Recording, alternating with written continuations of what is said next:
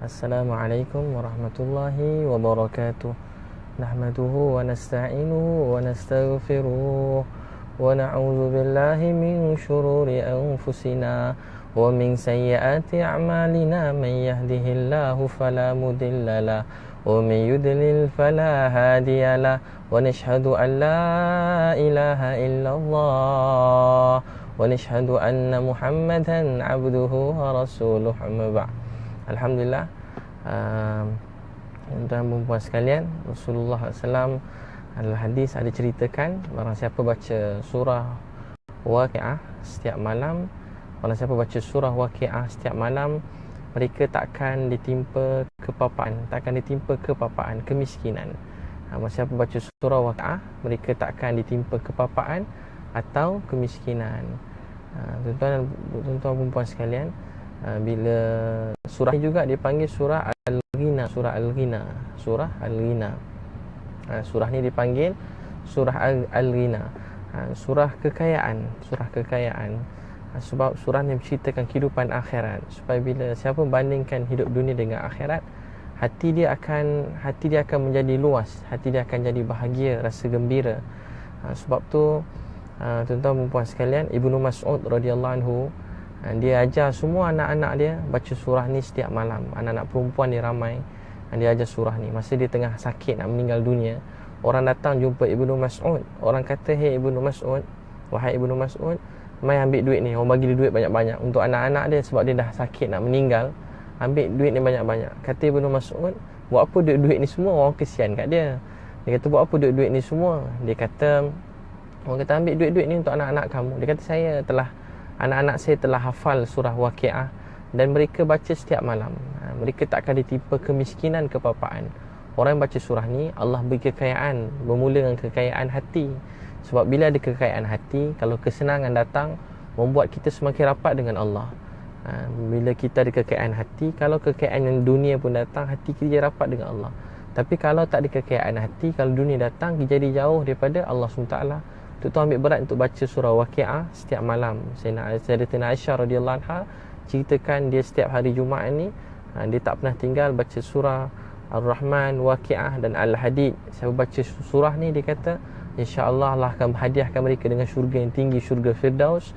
Surah Waqiah, surah Ar-Rahman, Waqiah dan Al-Hadid.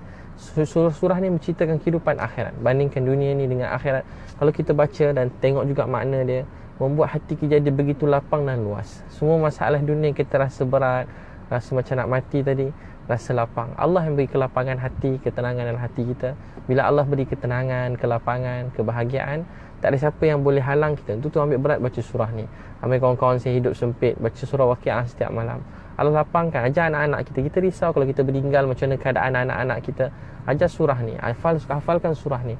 Hafal surah Waqiah.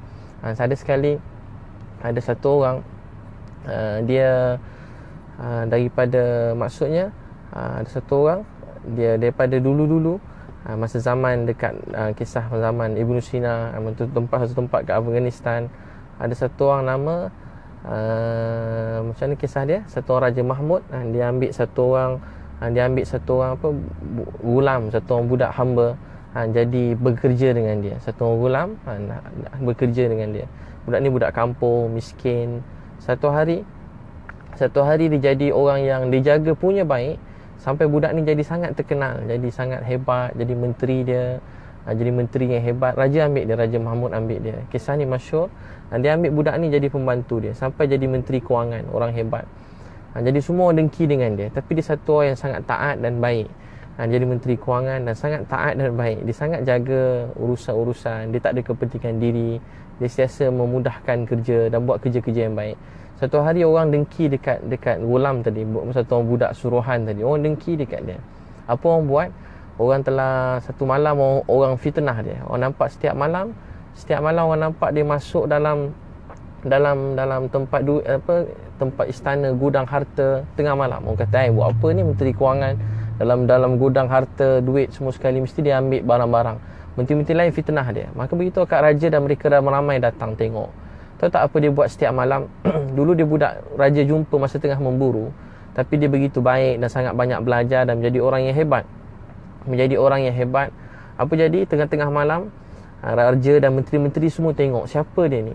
Menteri semua umpat beritahu kat raja. Raja tak percaya sebab dia orang yang baik, anak muda yang baik. Tapi dia dapat jadi menteri kewangan, orang penting dalam negara. Jadi apa jadi?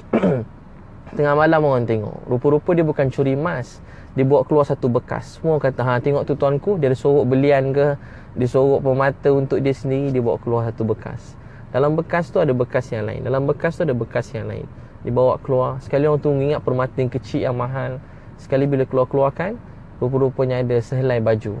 Sehelai baju yang buruk, yang masa dia dulu susah-susah, baju tu dia ambil, dia pakai balik semula. Dia ambil baju tu, dia pakai balik semula. Kemudian semua raja-raja tadi yang menteri-menteri yang fitnah dia semua terdiam.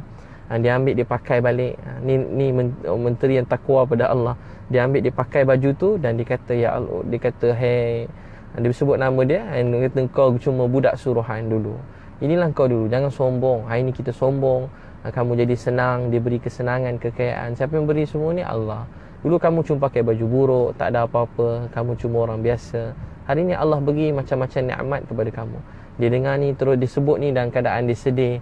Rupanya setiap malam dia insafi diri dia. Kita pun macam tu. Kita waktu malam dalam kesenangan, kita ingat dulu Abid, kau tak ada apa-apa pun, miskin. Sekarang pun tak ada apa-apa. Apa yang kau ada ni semua milik Allah SWT. Allah pinjamkan untuk semakin dekat kepada dia. Jangan sombong, jangan lupa diri. Untuk tuan-tuan dan puan sekalian, saya ingat diri kita, asal usul kita daripada mana. Kita cuma hamba diciptakan, diberi pinjam sedikit harta, keluarga. Ini semua nikmat Allah SWT. Allah beri dan dia boleh ambil kembali. Tu jangan sombong. Tak ada apa yang kita punya, semua milik Allah SWT. Jadi tuan mulakan baca Waqiah setiap malam.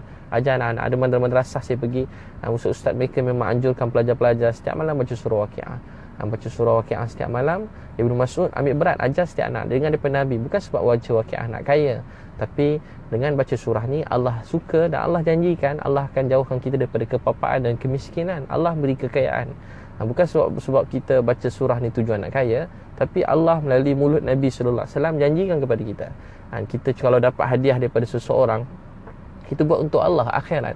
Tapi ada orang bagi kita hadiah, tapi kita tak teruja buat, tak tahu. Sedih tak kita beli untuk isteri, suami hadiah, dia buat tak tahu, je muka pun selamba. Tapi kalau dia excited, dia suka, ya Allah abang, terima kasih, dia ucap dengan penuh penghargaan, dia dapat hadiah lagi lain kali. Sebab tu perempuan selalu dapat hadiah, lelaki jarang dapat hadiah. Sebab dapat hadiah, muka pun macam tak apa, terima kasih sangat, barang pun tak sempat cuba try. Cuba bagi mak ayah, tengok mak ayah kita, baju kita bagi biasa, tapi dia balik, dia ambil, dia pakai, dia terus cuba depan kita, dia terus hadiah pakai. Ini orang yang pandai menghargai hadiah pemberian orang. Begitulah bila Allah beri kita hadiah, kita sungguh-sungguh buat. Bukan sebab kita nak kaya. Sebelum kita nak apa-apa, semua orang nak macam-macam nak, tapi kita dahulukan amal. Nak pergi buat apa-apa, sedekah, sebelum apa-apa kita dahulukan sembahyang 2 rakaat. Sebegitu sahabat nak pergi Bahrain, Nabi kata solat 2 rakaat. Solat 2 rakaat. Sebelum Nabi tak halang dia berniaga, tapi Nabi kata solat 2 rakaat. Dahulukan amal dan Allah akan dahulukan kehendak kita. Sebelum buat apa-apa 2 rakaat sembahyang. Allah, kita dahulukan amal, Allah dahulukan kehendak kita. Malam-malam baru nak kerja, esok dari malam dah baca surah Waqiah, baca makna sikit, ingat akhirat, tujuan kehidupan, maksud kita akhirat. Hati dia jadi lapang, bahagia. Jadi apa saja datang esok, hati kita akan lapang. Kita jadi orang yang tabah, kuat untuk berusaha, berniaga, bekerja dengan jujur dan amanah, belajar sungguh-sungguh. Jadi semoga Allah SWT beri taufik untuk kita dapat amalkan dan sampaikan. Wabillahi taufik.